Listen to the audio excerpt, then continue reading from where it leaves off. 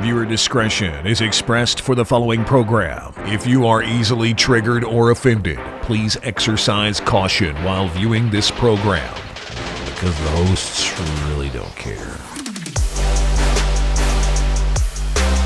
Warning, this show is not for children, and not for coworkers either.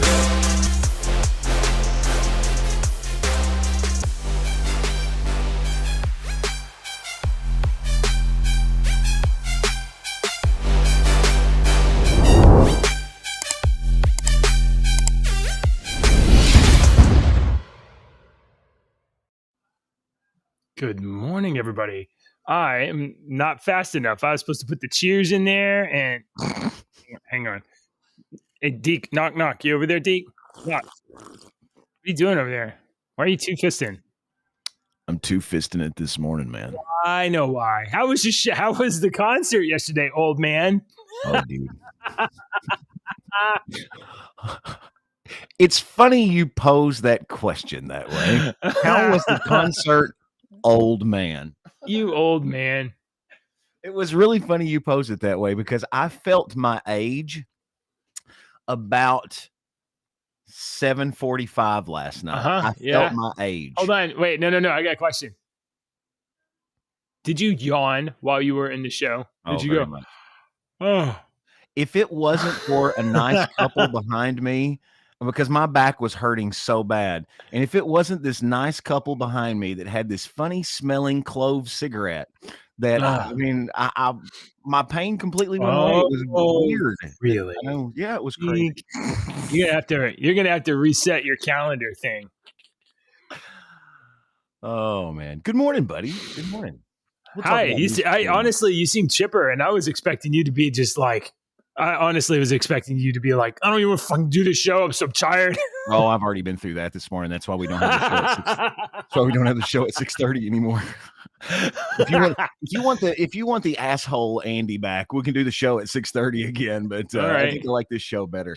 I've got about 3 hours sleep last night. That's cool. That's not very much sleep. No. I drove all the way back too. I was. Oh my gosh. But it was all right. For folks that don't know, I live in Kentucky, and in Louisville, Kentucky, they have this Louder Than Life festival. It's a 4-day rock festival, and I got to see last night was Thursday night, Friday night, Saturday night, Sunday night. Dude. It's a 4-day festival, and I only got one night, but we got to see. But you got to see. We got to see Oliver Anthony when we first got there. We got to go see Oliver Anthony, and he plays again tonight down there. But there were so many people that came out to see Oliver Anthony. They did not have him on a big stage or even a medium stage. He was on this very small venue, and they didn't. I mean, his PA system that they had to these speakers were little bitty speakers, and you really couldn't hear it that well. But he plays again tonight. Were people cheering? Are they going to bump him up a stage to a higher stage? No, they won't bump him up a stage. But let's see. Today, the big names are Oliver Anthony plays again. Corey Taylor. You don't know him. Okay, I'm speaking to you music people out there. Corey Taylor from Stone Sour. And then Megadeth plays tonight. Kitty plays. I would really love to see Kitty. And then Limp Bizkit. Do you remember Fritters? Yeah, I remember Limp Bizkit. All these ladies. Sorry. Godsmack. I love Godsmack. I had a CD of Godsmack. Yeah. This band called Dance Gavin Dance. It's pretty good. My daughter got me listening to them. And a band that I have seen 3 times, and I will see many, many more. A band called Tool. And if you have never seen Tool or heard Tool, you might not like them. A lot of people do. I recommend, this is what my son said, I would really love to go see Tool tomorrow night. And I said, son, if you're going to see Tool for the first time, you don't need to see them in an outdoor venue. There's some bands that you need to see in an indoor venue on an arena tour so that you can get the full enclosure of the show and with the lasers and everything, with the sound and whatnot. So this isn't really fair, but I have some vague impression that the guys in Tool are assholes. I think it has something to do with COVID and masks or something like that. Yeah, well, I don't know. Maybe not. I've liked that band for the first time I saw Tool was in the late 90s. Yeah, And easy. okay, so this last night, we were standing there, and Alex wanted to go up front as they were moving to Coheed and Cambria stage. People were moving over to see Coheed and Cambria. 311 was going to play on this stage, and Alex was like, "Let's move up front to go see 311." So we move way up front. We're very, very close to see 311, and as we're standing there, I hear this guy right beside me talking to this girl, and they're talking about seeing 311, and the guy's like, the last time I saw 311 was like 4 or 5 years ago. And I turned around and look at him, and I was like, the last time I saw 311 was 1997 in Nashville, and a band opened up for them that we had never heard of before called No Doubt, with a chick. Really? Nobody had ever heard of this band, No Doubt, and they were not famous at all. And so I got to see No Doubt before they were famous. And that guy looked at me and goes, "I was born in 1998." Yeah. Yeah, of course. Thank you, son. I'm going to bed. Get me my walker. All right. Here's your song of the day. Oh crap, I'm missing breaks over here. It's all right. Your song of the day is next week. We're going to do Louder Than Life bands that we saw, and I got some really cool stories for you that I'll share next week because my son and daughter both freaking crowd surfed. Ashley. Oh, really? Ashley, I was told, because we separated for a bit, Ashley, I told, got into the mosh pit, and my daughter caught a drumstick. So we had a really good time. Yeah, it was awesome. Really awesome. So our artist is Charlie Crockett. Check him out. He is a breath of fresh air. We're going back to country music now. I do not predict Charlie Crockett will ever be on the radio and top 40 or whatnot, but radio is really kind of a dying, I hate to say that, but it is. Unless a certain song comes his way that just really hits, or he covers a song that just hits. Like nobody ever heard of Chris Stapleton until he covered Tennessee Whiskey, and people are like, "Oh my God, that's crazy! That's awesome, brand new." No, he's been around for years. So it might be the same way with Charlie Crockett. He might have because he does a lot of covers. This one I think is an original, but he's a nice breath of fresh air, I think. Check him out if he ever comes to town into Texas. Yeah, you'd have to do something really unusual now because, maybe it used to be that radio could drive sales and drive popularity by putting things on airplay or whatever. But now, because radio is diminishing market, that Billboard Top 100, all that kind of stuff is driven by downloads and dollar sales. And it's usually like the first week of the first 7 days a song is available, and that's how they track it. And then based on that opening release, it either goes up or not. But what people don't understand is there's a way to manipulate downloads. There was a way to manipulate the charts back in the day. All right, easy. And then we could get into it, how radio's got a whole huge scandal. And then we got the payola scandal. And then after payola, we got busted for payola scandal. It still went. It just wasn't in money. Of course it does. It still goes on today. Hey, I'll scratch you. I could get into it, but it would be a long conversation. But it's the same way with downloads. There's a way to manipulate the downloads. All right. To Prince, one year when Prince was still alive and he put out his last album. I don't remember what it was called. He was giving that album away with every ticket you bought at his concert. I think Mariah Carey did this as well. They were giving, and before they stopped doing this, but they were giving you, so you buy 2 tickets to the Mariah Carey or the Prince concert and you get 2 albums. Well, guess where those album numbers are also going to? Right. Distribution. Ticket, but you also paid for the album. So you bought the album as well. And that album is, look who's got the #1 album this week. Yeah.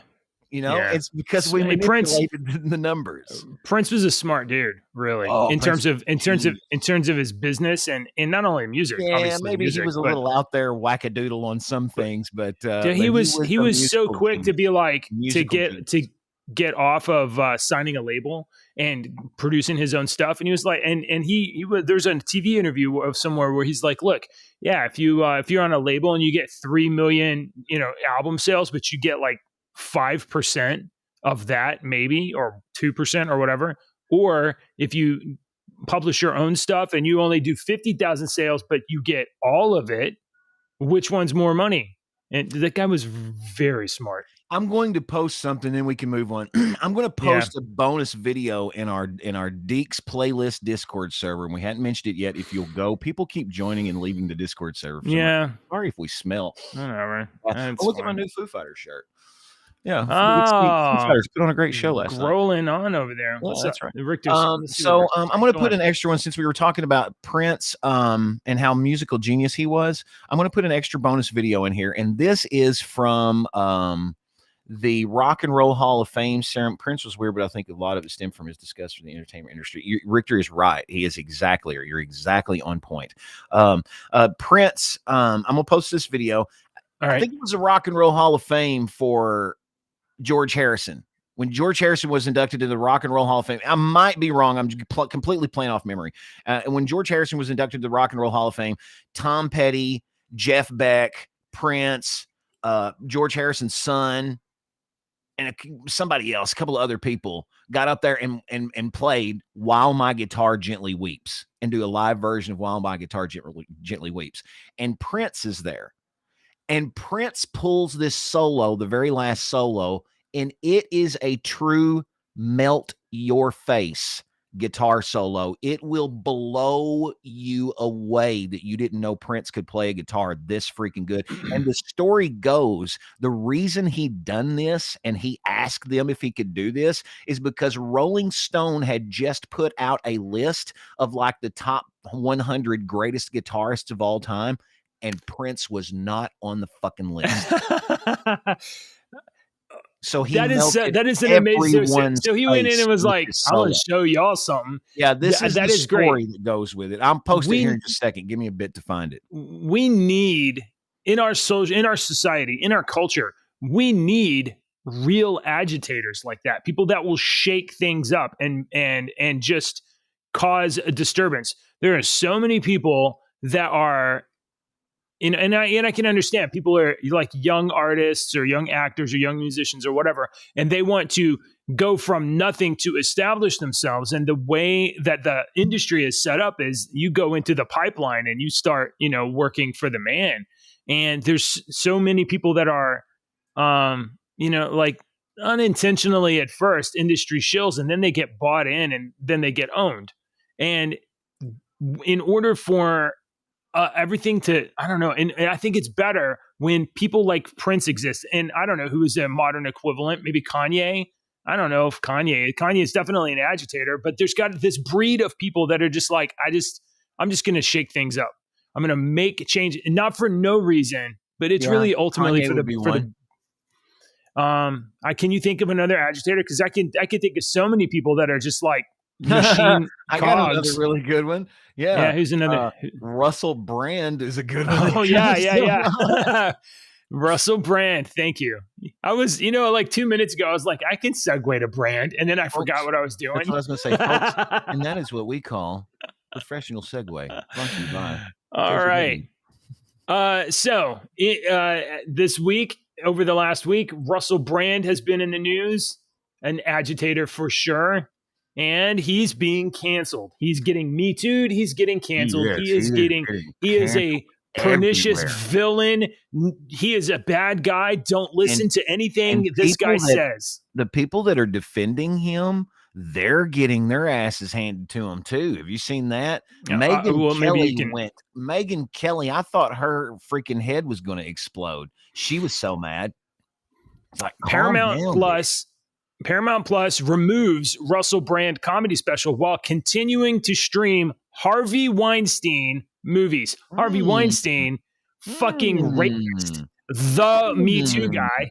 He's actually, the difference here is that Harvey Weinstein, JJ, Weinstein actually was convicted and is currently in prison, whereas Russell Brand has only been accused. And in this country, if you are accused, modern America, you are completely guilty. We're going to make it to where you can't live for the rest of your life and destroy everything about you. It's up to you to clear your name. That's what it is. Absolutely. This is a horseshit ran country.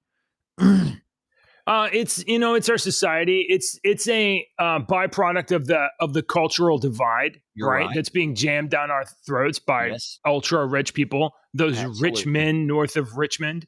They want to keep the poors in conflict with the rich, and so they sell you a bunch of shit. You're exactly right. And that's not a new, that's nothing new. That has been going on for the better part of about 4,000 years, maybe, give or take. Yeah, well, different kinds. Yeah, different kinds. Yeah. But okay, so whenever I first heard about it, I guess I only heard about this Russell Brand stuff earlier this week. We talked about it a couple days ago. I'm not deep into whatever people are calling, but what did I say? I said this smells like bullshit. This smells like bullshit. And there's some allegations against Russell Brand that are kind of gross, but they're from like 17 years ago or whatever, or however many long ago it was. The one that is kind of gross is he was like 31 and dating a 16-year-old. Yeah, that's pretty gross. But 16 is legal in the UK. So kind of gross, but not outside the law, right? Okay. Yeah, it's pretty gross. Yeah. Well, I mean, it's gross because in our society, it's morally wrong. Right. It wouldn't be gross in certain places in the world. Oh, no. Right. Well, I mean, morally in those, they would not be have offense to it. I'm just saying, like, if that's your thing, you're like, oh, he did it at 16-year-old and he was 30. I'm going to be like, yeah, I agree that's gross. But the allegations of rape and sexual assault or whatever, it doesn't ring true. And he admitted that he was a degenerate drug user and sexually promiscuous. So he admitted to all of those things, but that doesn't mean that he raped anybody. I'm not defending him. And if he raped these people and whatnot and goes to jail, then he absolutely deserves it. But all I was pointing out the other day is the hypocrisy, the blatant giant red flag hypocrisy that comes from this, the waiting so long, the timing of everything on this, the timing of the other things that happen to be going on at the same time. There's just, if it walks like a duck and quacks like a duck, it's not a fucking pigeon, Yeah. Well, this looks like to me, casual observer, the person, I've seen Russell Brand in a couple of movies. I listened to his voice in Bad Guys movie, played the bad guy or whatever. I'm familiar seen a couple of things, and I've seen a couple of his shows, clips of his show. Yeah, I'm moderately familiar with him, but I watched him significantly last year, several times, several good shows and clips and stuff on YouTube and Rumble, where he has now established himself as a podcaster. Essentially, my take is that he is a leftist guy, but he's interested in things that are true and interested in calling out government corruption and people that have sinister motivations that will lie to you. And he's calling it out. And because of that show, he's acquired an audience of like 6.5 million people. And that means that when he says something, it resounds in the popular culture. And when he says, don't trust the government, they're lying. Don't trust big business. Don't trust pharma. They're out to exploit you. That's ringing a bell. And it looks like governments, probably pharma and big industries too, are trying to squelch his voice because he's acquiring an audience. So, and what do they use? They don't use. This is the tool of them, whoever they are. This is the tool now. Destroy your reputation, destroy your character, publicly roll you in mud, and make you a pariah. This is their job. So Paramount Plus is now removing Russell Brand's comedy special. This is in addition to, I think his agency dropped him. Some other stuff has been dropping him, but it's not out of the blue. Oh, go ahead. You got something to say about it? Did you see what Rumble said? Yeah, that's where I'm going next. Okay. Yeah. Rumble Video which is where we are streaming right now, rumble.com/JJW. Please don't forget to like and subscribe. And if you don't use Rumble, if you're over on YouTube, God bless you. But you don't know any better. Poor thing. Yeah. If you're watching us on YouTube, bless your heart. Bless your heart. Join us on Discord and follow us on Rumble. Rumble Video rejects United Kingdom lawmakers. They wrote a letter. They said, hey, Instagram, hey, Facebook, hey, Twitter. They wrote these letters and sent them out to social media agencies. Cancel Russell Brand. He's a bad guy. Rumble rejects UK lawmakers' call to stop Russell Brand monetization. And you know what YouTube did? YouTube, did they bring down his channel? Did they take his shows off the air? No, they don't. They get an audience. They just took his money away. YouTube canceled his monetization. Against their own policy. Then not for any. He's not been convicted of anything at all. It's just accusations are in the newspaper. Yeah, I honestly hope that he sues the shit out of somebody. So this British government agency is the Cultural Media and Sport Committee. Okay, the Cultural Media and Sport Committee, House of Commons, London. And they say here. Let me see if I can bring this. Up. Can you see that? That's about as big as I can get it. Let me see if I can find a bigger version. Oh, there you go. I want to see that. Crap. Look at Fetterman. Isn't he awesome? Where are you at? Is that our Discord server? Yeah, this is our Discord server. You should join right up above JJ's head. Links over there in the corner. I'm writing concerning the serious allegations regarding Russell Brand in the context as a user of TikTok with more than 2.2 million followers on the platform. She basically says they're highlighted. We are concerned that he may be able to profit from his content on the platform. We would be grateful if you could confirm whether Mr. Brand is able to monetize his TikTok posts, including his videos relating to these serious accusations against him, and what the platform is doing to ensure that creators are not able to use the platform to undermine the welfare of victims of inappropriate and potentially illegal behavior. That's some really nice legalese jargon there. Dame Carolyn Diniage, a skank, a UK skank. Well, so they sent this to all the people, and this is what Rumble had to say in a response to that letter. Rumble said, today we received the extremely disturbing letter from a committee chair in the UK Parliament. While Rumble obviously deplores sexual assault, rape, and all serious crimes and believes that both alleged victims and the accused are entitled to full and serious investigation, it is vital to note that recent allegations against Russell Brand have nothing to do with the content on Rumble's platform. Just yesterday, YouTube announced that based solely on these media accusations, it was barring Mr. Brand from monetizing his video content. Rumble stands for very different values. We have devoted ourselves to a vital cause of defending a free internet, meaning an internet where no one arbitrarily dictates which ideas can or cannot be heard or which citizens may or may not be entitled to a platform. You can read the rest there yourself. Oh, yeah. Rumble is amazing, dude. Rumble is awesome. So, if you, by the way, Russell Brand's show is on YouTube, so you can follow. I'm not YouTube, on Rumble. You can follow him on Rumble. Almost all of the content creators that are on YouTube that are worth anything are on Rumble. So you can actually move. Yeah, and once again, I'm not defending Russell Brand.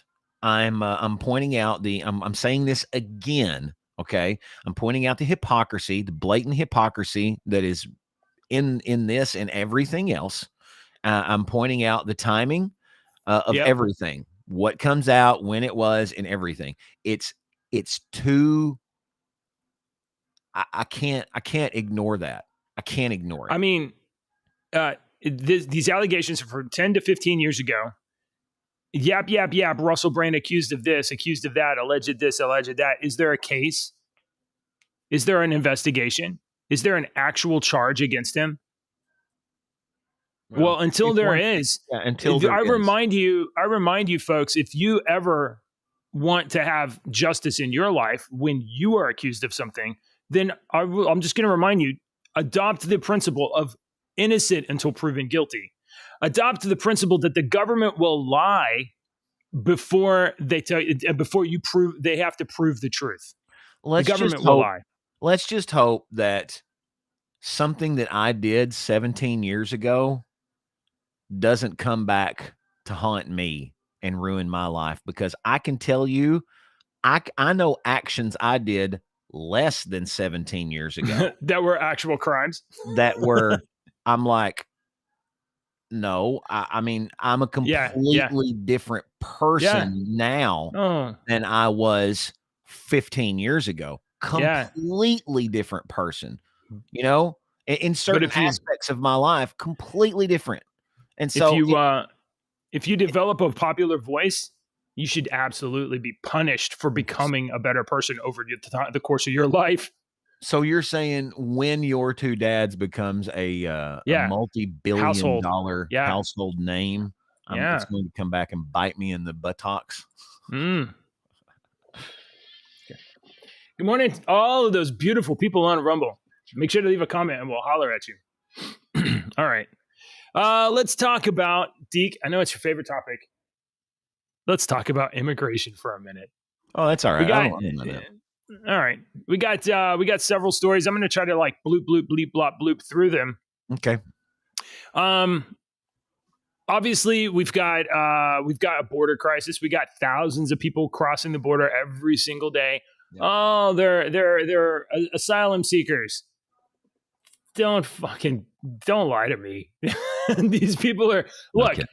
I don't blame them. Of course, if I was them, if I was stuck in any other country and thought that I could get away with getting to America and have an easier life, of course I would do that. However, the long-term ramifications of people flooding our country and setting up isolated colonies that are resistant to law enforcement, much less cultural norms, is very, very bad long-term. So, Eagle Pass, Texas, the Eagle Pass mayor says we are abandoned by the Biden administration. On the border, the state of Texas and Governor Abbott have been helpful, deploying resources and to help kind of mitigate the crossings or whatever. The Biden administration has not even made a phone call to the mayor of Eagle Pass. He's got He's a busy guy. Joe is busy. He's got to hold that beach chair down. The wind from Ophelia's coming, man. It might blow that beach chair away. That's another great song. Right on CNN, the Eagle Pass mayor Rolando Salinas stated that while the federal agencies like Border Patrol are doing the best they can, quote, I haven't heard anything from the administration and that the city is abandoned. Fortunately, we have the help of our state partners, the DPS, our governor, our federal agencies. They're helping. They're controlling the situation as best they can.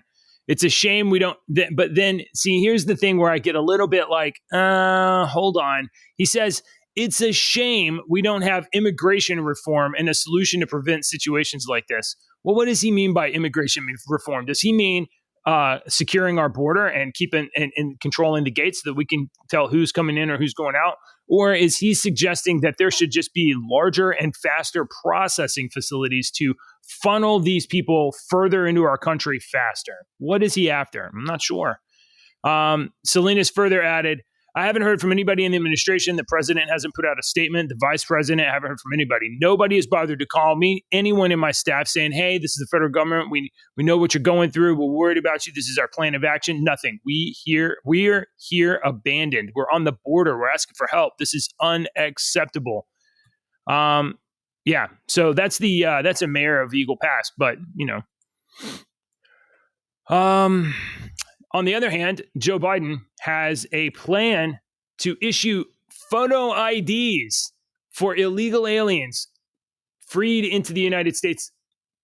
We catch them and we don't turn them away. If you're under the impression that Border Patrol stops people and says, hey, you can't cross here, go back across the border, that is not what happens. What happens is, hey, you can't cross here, get in the van. We'll take you down the processing center. Here's a phone. Here's an app. And now soon, here's an ID so that you can have all your documents digitally. That's what Border Patrol is doing. And because the Biden administration is in charge of this. Under the Trump administration, we had a program where if you were caught and intercepted, you were returned to Mexico and you wait in Mexico until your asylum hearing is brought forth. Currently, under this administration, you get clocked into the U.S. You get issued some documents.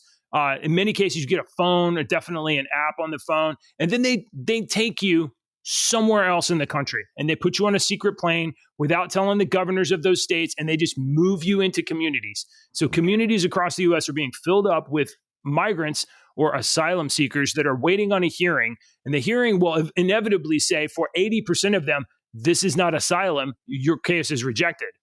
Meanwhile, they're here for 2, 3, 4 years. They get married. They have kids. Kids are born in America. They are rooted here. So Joe Biden's DHS plan is to issue photo IDs to border crossers. Oh yeah, it's really hard to like make false identification with. Yeah, you can't forge those very easy. And let's see, we got Chicago, where we've been sending some of our people cross into Texas and Arizona and wherever, and we're like, here's Sanctuary City, bust them up there. New York, Chicago. Chicago had a contract, $29 million for military grade tents for their immigrants, but it's not enough. It's not enough. They Chicago. Wait a minute. You mean a government subcontractor made $29 million off of this? That's odd. Well, geez, when you put it like that, it's Chicago report. Yeah. Wait a minute, hang on. Let's put it this way. You mean a buddy of a congressman who owns a tent company made $29 million off of this? That's really good. Garda World Federal Services is providing tent housing for the city of Chicago. 14,000 migrants have arrived in Chicago over the past year. Who was the tent services? Garda World, GARDA World Federal Services. We could probably follow the money on those guys. Yeah. This article says 14,000 migrants arrived in Chicago over the past year. 14,000, and we heard whining and bitching about that. 14,000 people arrived in Texas this week. 2,000 a day. In Chicago. I think I've just been put on a list for going to Garda World's homepage. Oops. No, incognito browser. This is a they're not a tent maker. Ooh, wow, okay. You in the right place? Yeah, I am in the right place. I'm curious. But I'm not. It's not nothing bad. It is a this is a government organization. Yep. Oh. Hello, FBI. This is not a government organization website. It's totally like. Oh, here it is. It's GardaFederal.com. Garda-federal.com. Security, medical, logistics, rapid response, anytime, anywhere. Yeah, they're not tent makers, are they? No, these guys don't make tents. There's not a subcontractor. That's a whole all right. Other section of government is what it looks like. Yeah. We've got I want to get to that in a second. Mexico suspended trains in their country due to so many people crossing the border. Here is an Associated Press video clip. Mexico's largest railroad suspended freight service after migrants started hopping their trains to ride the border. So the freight train, these are not even passenger planes. People are just climbing on, getting into cargo holds, riding on top, shit like that. So, and that's dangerous, Doesn't seem like something a mom with kids would be doing, though. It seems like something risk-taking young men would be doing. We've got This interesting story, a wave of migrants that halted trains in Mexico started migrant smuggling industry in Darien Gap. So thousands of migrants riding atop railway cars in Mexico this week or waiting in a mile-long line of tracks to hitch a ride into the U.S. have triggered the closure of one U.S. border crossing and forced Mexico's railroad to suspend dozens of freight trains. But the upsurge revealed a much larger phenomenon, an almost unbroken chain of migrants being shuffled from Colombia through the Darien Gap jungle into Panama on an industrial scale that could approach 500,000 this year. And that's just one. Oh boy. Oh gosh. Well, JJ, do you know who controls most of the Panama Canal? I think that would be China. I started to say, guess what? China. Guess what country controls the Panama Canal? But China wouldn't have any interest in funneling foreign people into America, would they? Why would China want to control one of the biggest freaking waterways in the entire Western world? Why would they want that? We should call them, ask them what they're up to. Why don't you call them up and see what's up? What's up, China? Yo, Prez Xi. All right, we're almost done here. I know there's a bunch of this. You know who Louis C.K. is, right? Of course you know who Louis C.K. is. So Louis C.K. had this little clip on Rogan, so this won't be boring. But he basically espoused the attitude of the left, which is dominating policy right now. So it's only a minute and a half. We're just going to listen for a second and see if you see what you think about what he's going to say. And okay. I pushed the wrong fucking button. I push this button and then this button and then this button. But my feeling is they should open the border. Open the border. Let them pour in, let everybody pour in, and then the answer, which is, well, then there'll be all these problems. Yes, there should be. It shouldn't be so great here. Is what I'm saying. In America, it shouldn't be. It's a weird thing to sequester a certain group of people and try to keep upping their lifespan and their lifestyle, and just keep trying to increase that for this group of people, and then this pressure of people trying to come in so they can enjoy it, and then it gets worse and worse down here. I mean, I'm not Canada. It's really just from down here. There's something wrong with that. That's not a system that's working. No. And it forces people to do cruel things to other people. There's a lot of people that die so Americans can be safe. They're just dying, weddings that are drone bombed in Yemen because the guy said something that might have resulted in American insecurity. Not even like definite American deaths, but like just so we can breathe a little easier. Folks die. And folks do labor in unsafe places so that we can keep. All right. So Louis C.K. is a fucking moron. I started to say, hang on, let me just say something. Louis fucking C.K. needs to read a goddamn history book other than like American history. Look at the English. Read about some of the shit in any other culture throughout history, and you don't think they did that exact same thing? These people weren't morons that lived just because they lived 1,000 years ago. They weren't idiots. They were very intelligent, just as smart as we are. I don't know why. I think we have been taught that because we have technology, we're smarter than those people. The fucking Egyptians had calculus and shit built into their freaking. We've got hieroglyphics that are like Pythagoras learned from the Egyptians. Right. So, I mean, I don't understand. All right, so Louis C.K. apparently thinks that if we let people uncontrolled into our country, it will bring down the quality of life enough in the U.S. that people won't want to come here. And also somehow that will change the U.S. foreign policy from being an aggressive destabilizer of our enemies to suddenly we're going to be nice and stop bombing people. We should stop bombing people. That's the establishment state that's doing that, you dumb fuck. Let me just point out, this is a terrible problem that we have. Wait a minute, hang on. You will agree with me on this. This is a terrible problem that we have in this country right now that we need to stop, and it's all because of technology. And the problem is we have way too many goddamned comedians that have turned into political fucking talk piece pundits, okay? Because Louis C.K. is a fucking comedian. Joe Rogan is a fucking comedian.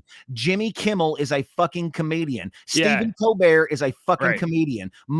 Every fucking one of them are comedians. Yeah. And they're giving you their political opinion, and we're taking it like they are the smartest political people on the planet when their job is to entertain you. Yeah. I mean, look, okay. Comedy's great. Jokes are funny. Comedy is amazing. People that are comedians are emotionally damaged people that are working through their dark shit, and they do it and it's funny. Those are not the same people that you want guiding policy for your fucking country. Okay. They're great to make you laugh and yuck. I'm going to ask you a serious question here, and the people that watch the show, a serious question. Richter can comment, and everybody can comment on this. Richter, hold on. Richter, you can't. Richter, you're funny. Tell me you're not emotionally damaged, dude. This is what I was fixing to say. You're not going to hurt my feelings, JJ, by saying this. Do you want me making policy decisions for America? Because you know that I am emotionally charged person.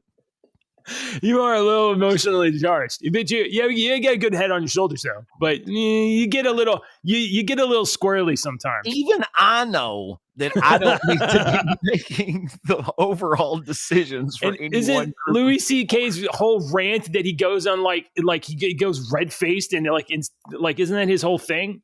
This guy. Now I will say this: he is absolutely right that he has identified that some shit's not working. That's true. His solution for it is dumb as fuck. That is the dumbest fucking thing I've ever heard.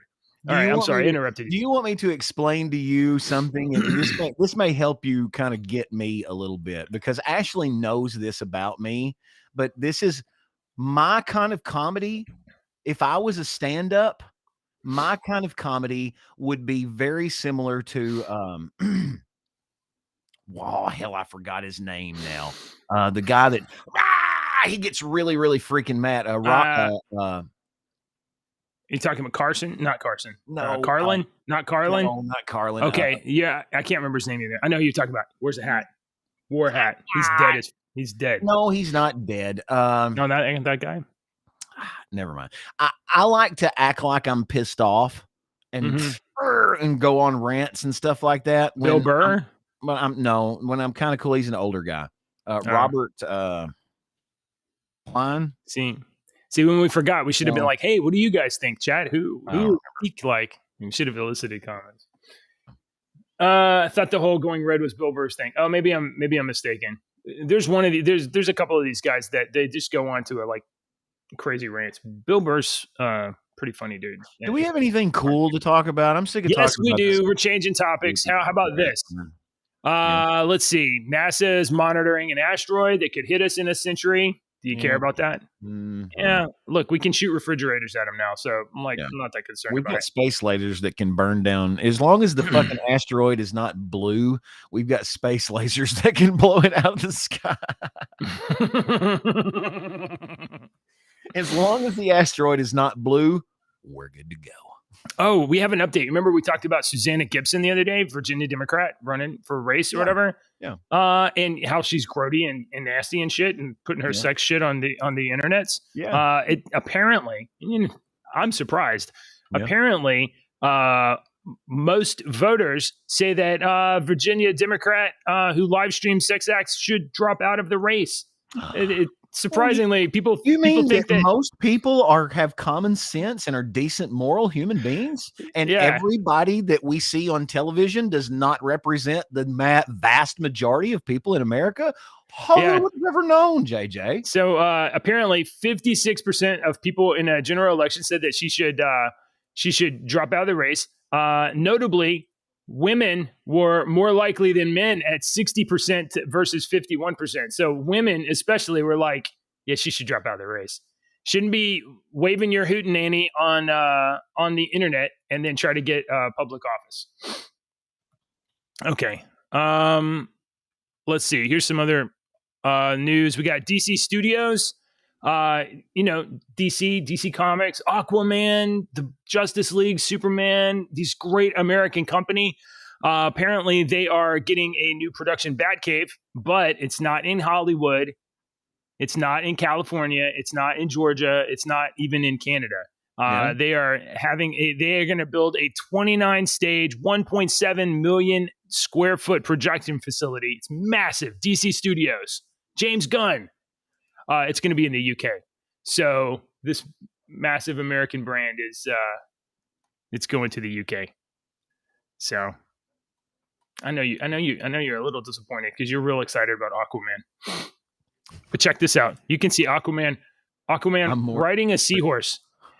This is some shit you saw in a cartoon. That's what that picture is. 40 years ago. I couldn't tell what that picture was. At first I saw that picture, I was like, is that Falcor from Neverending Story? I don't remember that scene from the Neverending Story. Do I miss? I mean, I didn't watch the Aquaman movie, but I saw him in some of those other movies. And that dude can like move super fast, like through the water by himself. Why is he riding a seahorse? That don't make sense. It doesn't make sense. Whatever. Who gives a shit? We got some more news. Okay, check this out, Deke. You're gonna like this. It's good. We're getting the last 10 minutes. According to an article posted in Nature, I'll go with this one here. Ancient whittled logs could be Lewis Black. Oh, you're like Lewis. Okay, all right. Ancient whittled logs could be the earliest known wooden structure, and if true, according to Nature, predate the human race by like 200,000 years. I saw this story the other day and I thought this is very interesting. Yeah. So now wherever they're at, they found these whittled logs. It was from 400, and according to them, I don't know how you know this, 476,000 years ago. It shows that ancient hominins worked with wood.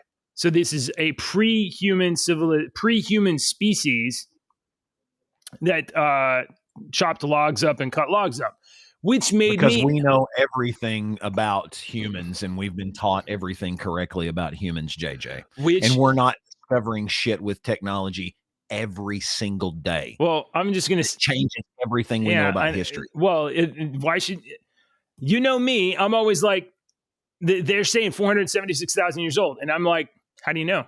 How do you know? The first thing I thought was do good is exactly right. It must be alien. Okay, all right. So carbon dating. I was like, maybe it's carbon dating. Did you know? I didn't know this until this morning. Carbon dating is only reliable up to 40,000 years.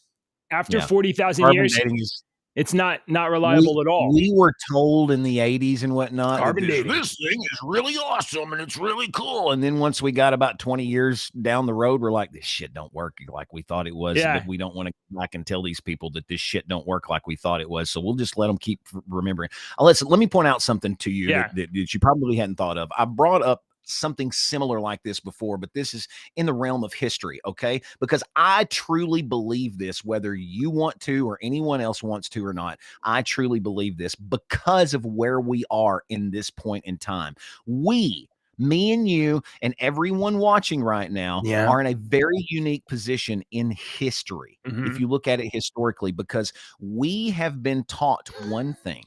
Yes. And now our technology is allowing us to discover that everything that has been taught to us for about 300 years and what we have learned might not be correct. And it's really hard to convince someone that that color in the sky is called blue and that color in the ground is called green if their great grandparents were telling them that that color was called green and that color was called blue. When you see what I mean?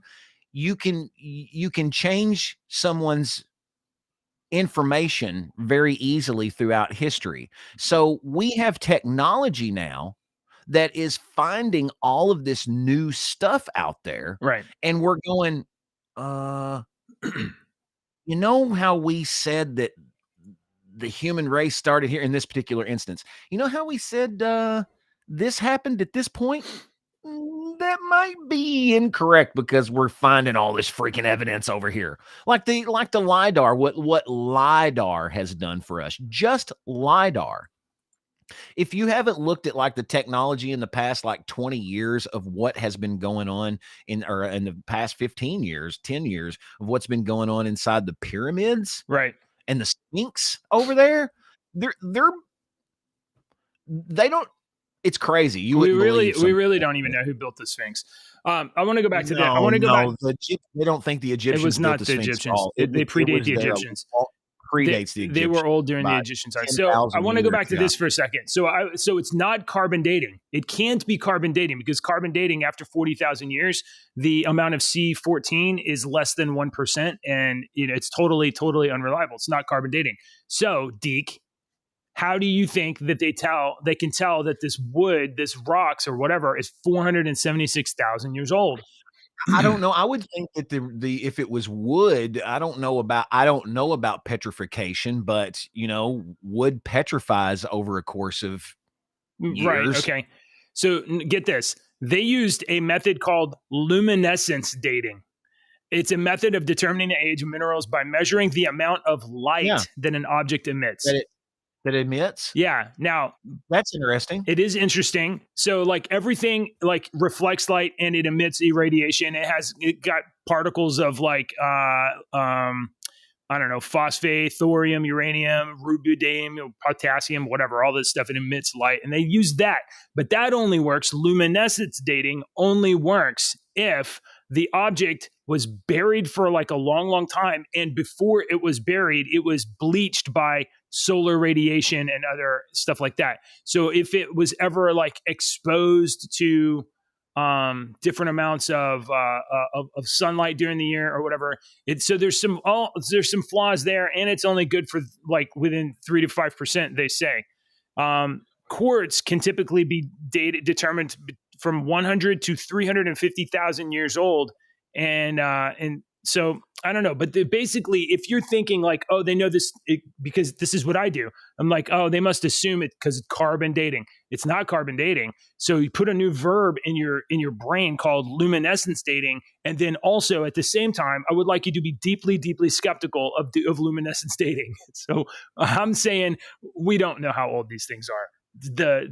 This lady that found it, and I'm saying her, but it's not really her. Somebody that found it thinks that it's 500,000 years old. Maybe it's not.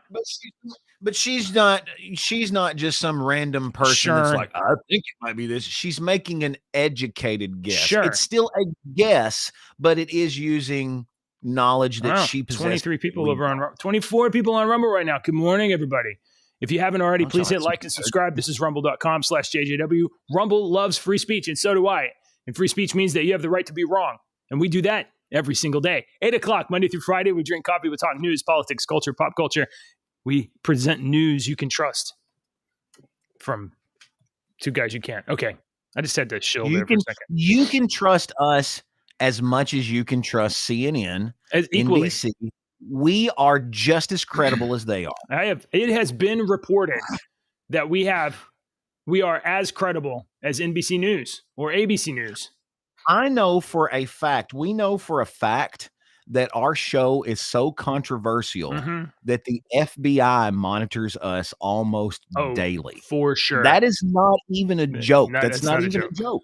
It's not a joke. All right. I got one more thing, and then we can do joke time, which will be a joke. That will be a joke. This is not. Amazon. Do you got Amazon Prime?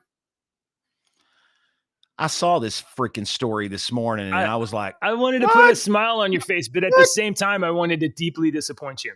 And so here's the smile. You have an opportunity to not watch ads.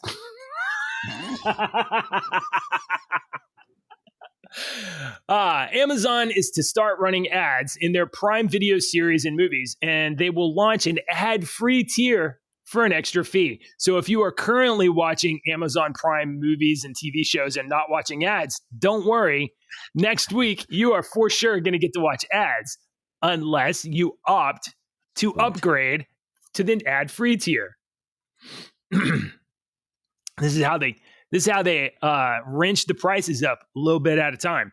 So I think that's pretty great. Ads are coming to UK Prime Video. Entertainment content, commercials, and movies and series will be introduced in the US, UK, Germany, Canada in early 2024, followed by France, Italy, Spain, Mexico, and Australia. Wouldn't want to leave them out. So I guess you got a few more months. Look, folks. I'm fixing to do what's called picking at an open wound. Watch this. Watch this. This will be fun. Picking at an open wound. Watch this. So you mean I get to watch ads in between my Wheel of Time season 2, JJ? Terrible fucking show. Why? Why did they do that? They had already fucked up The Lord of the Rings. Why did they have to go fuck up Wheel of Time too? That's an open wound for JJ. I'm really upset about the Wheel of Time series. All right. Son of a bitch. Hey, have I told you how Ahsoka is so blah? Oh, you bastard. Star Wars, star boring. Star, I've only watched half the thing. I will say, okay, I was thinking about it. You said this the other day, and this kind of shit irritates me a little bit. Have you watched Star Wars Young Adventures or the other 5-year-old cartoons? Why do I have to watch Rebels in order to watch Ahsoka?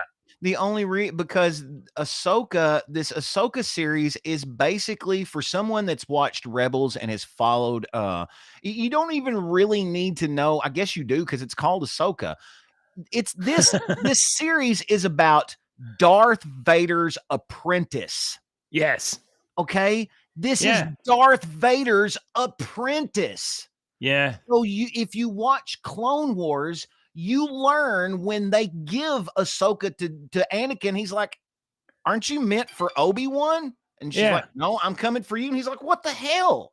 And she snips off at him, and he calls her and Snips as a nickname. So then you get to see how she, in that cartoon, you get to see how she changes from a little girl because she is given a command and she loses a bunch of clone soldiers, and it affects her greatly to the point that they showed it in this series. Oh, so you saw that one. So you saw, did you see that one? So you saw World Between Worlds? So all right. In Rebels, Ahsoka, who has left the Jedi, she goes, and this is another part of her story. She meets Kanan and all of them, and Hera, and they have this little, we've formed this rebellion that we all know and love.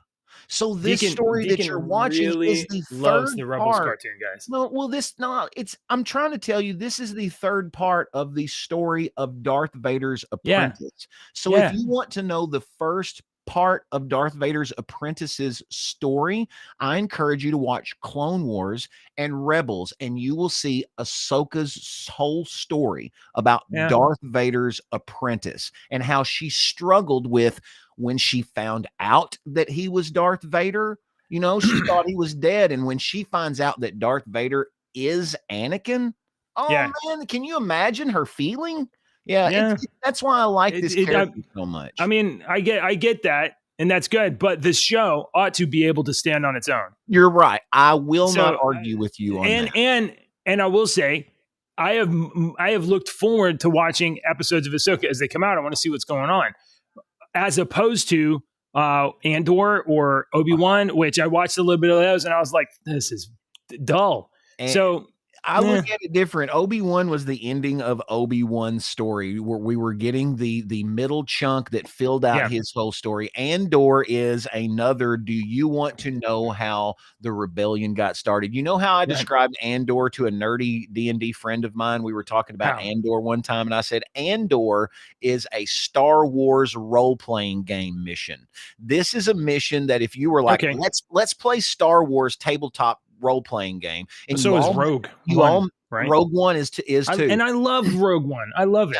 Those are I do too, and you know why you like that? Because it has nothing to do with space monks with laser swords, right? Yeah, it was just it was just good characters and a good show. Good show, good characters. Exactly. And you know what? If and it wouldn't matter if I knew, and I know some of Ahsoka's backstory and all of that. It wouldn't matter if I didn't know if there were good characters and good story. Okay, so I will do this. I will stop hounding you. I'm still going to hound you a little bit, but I will stop hounding you on watching all of them. I'm just going to encourage you to watch those, because the story of Darth Vader's apprentice, Ahsoka, is a very good Star Wars story, but you have to put the time into watching it. Well, when my kids get older, I might actually sit through with them. Okay, but that's a good idea. All right, we're losing audience. Okay, and last thing, Do Good has never heard of Wheel of Time. Wheel of Time's awesome. It is like a 15 book series, 15 books. It's very long. At this point in time, if you're going to experience it at all, I would highly recommend the audiobook version. And Do Good. Let me just point out something that all of my friends have read, The Wheel of Time, and I haven't. And this is why I haven't, because this whole, it's like 16 books, 15 books, something like that, book series was written by one man until the last book when he fucking died. So then they had to get Superfan to write the last book. So that's why I haven't read. Yeah, to be honest, Robert Jordan had a blood disease. It was really sad. And Brandon Sanderson wrote the last, I think, 3 novels or whatever. 3, okay. But honestly, and as Jordan was going on, he was getting more and more and more out of editorial control, and it was just all over the place. And Brandon brought it all back down to tie the threads up. It's actually really good. Okay. Joke time, and then we got a go time. Yeah, and I hope you guys have a wonderful weekend. Deacon, when is a baseball player like a spider? I don't know. When he catches a fly. Oh my Lord. Okay. I think I got somebody fixing to knock on my door. Wait, I got no sound. Why has I got no sound? I've got it. Oh, you do? JJ, have you ever heard the story about the 3 holes in the ground? Mm-mm. Have you heard the story about the 3 holes in the ground? I don't think so. Well. Oh, yeah. Okay. All right, I got to go. Thanks for watching, everybody. We'll be back next week. Like, subscribe, leave a comment on the video below. We love you. We're your 2 dads. Jesus.